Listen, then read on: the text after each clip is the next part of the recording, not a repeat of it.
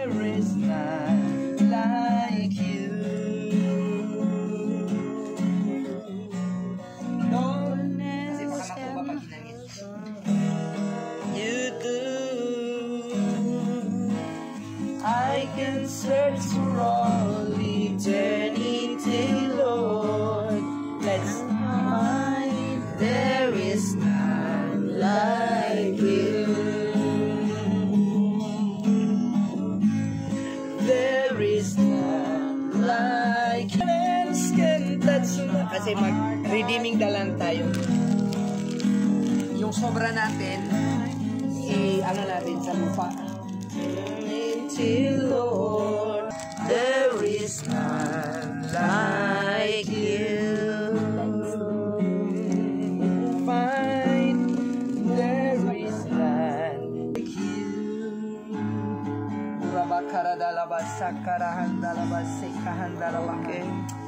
Hallelujah. Thank you, Lord Jesus. Hallelujah. We believe yung sinabi ng Panginoon sa Matthew 18. Whatsoever things you bind here on earth shall be bound in heaven, and whatsoever things you loose on earth shall be loosed in heaven. For where two or three agree about anything they ask for, it shall be done to them by my Father who is in heaven. So ang gagawin natin, we pray for the blessings of the Lord to be upon Japan. We know, sabi ng Bible, all have sinned and fallen short of the glory of God. Lahat ng bansa, lahat ng tao nagkasala. So, naghanap ang Panginoon, sabi, sino daw ang magi-intercede sa Kanya, no, para sa mga tao? Tapos, hanggang nakita ng Panginoon si Isaiah, whom shall I send? So, sabi ni Isaiah, here am I, Lord, send me. So, ngayon tayo nakarating dito, it is not by accident. And I believe, although meron tayong ginawang mga preparations, tayo yung kumuha ng passport, tayo yung nag-process ng visa, pero this is not an accident na naparito tayo. Or, hindi tayo naparito dahil sa ating sariling kalooban lang. Naparito tayo because merong divine purpose ang Panginoon. Okay, so, today, it is our, kasi sinabi ng Panginoon, go into all the world. So, we do not know what is in store for us here bilang church, bilang CLC Fund. But we know, inutusan tayo ng Panginoon to go into all the world. At habang nagwo-worship tayo, naalala ko lang yung salita ng Panginoon na yung nasa Psalms chapter 2. Sabi ng Psalms chapter 2 verse 8. Sabi doon, ask of me, and I shall give thee the heathen or the nations for thine inheritance, and the uttermost parts of the earth for thy possession. So, pwede pala nating hingiin sa Panginoon ang mga lugar ng mga heathen. Pag sinabi kasing heathen, there are only two kinds of people in the world. The Jews or the Jewish people and the heathen. Kapag hindi ka Jewish, heathen ka. Yung kinasusuklaman. Kinasusuklaman ng Panginoon. So, we can ask the heathen nations, kasi ang gusto ng Panginoon, pag hiningi natin sila, para maging pag-aari ng Panginoon, magbalik loob sa Panginoon. Yun yung role ng intercessions.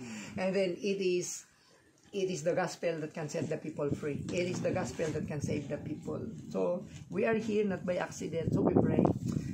Hingiin natin sa Panginoon ang lugar na ito.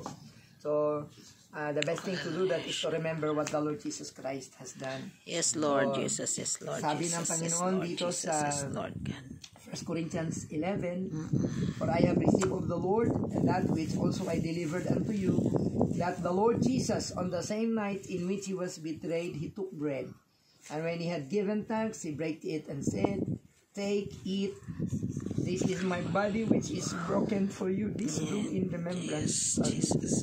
So, gawin natin to, Lord. Yan, kainin natin ang tinapay. Huwag natin ubusin. Itira natin yung iba. Yes, Jesus. Hallelujah. Thank you, Jesus. Thank you, Jesus.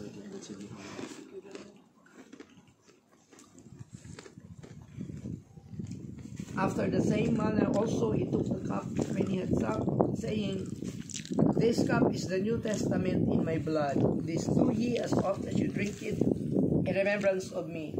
For as often as you eat this bread and drink this cup, you do show the Lord's death until he comes. Sabay-sabay po natin inom. Hallelujah. Thank you, Lord God, for your blood. Amen, Lord Jesus. Thank you for your faith. Hallelujah. Yes, Lord, Jesus. we claim this place for you. Amen. Amen, Lord. Amen, Lord. This is your body, O Lord Jesus. Hallelujah. Yes, Jesus. Hallelujah. Yes, God. Wait. Tingin mo na. Amen, O Lord Jesus. Hallelujah.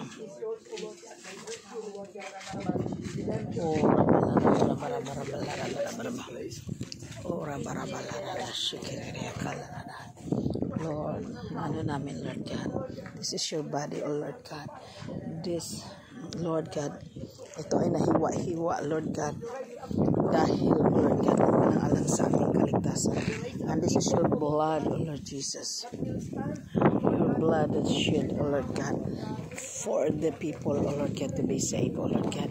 Thank you, Lord God, for the salvation of these people, O Lord God. Save these people, oh Lord Jesus. Save these people. Hallelujah.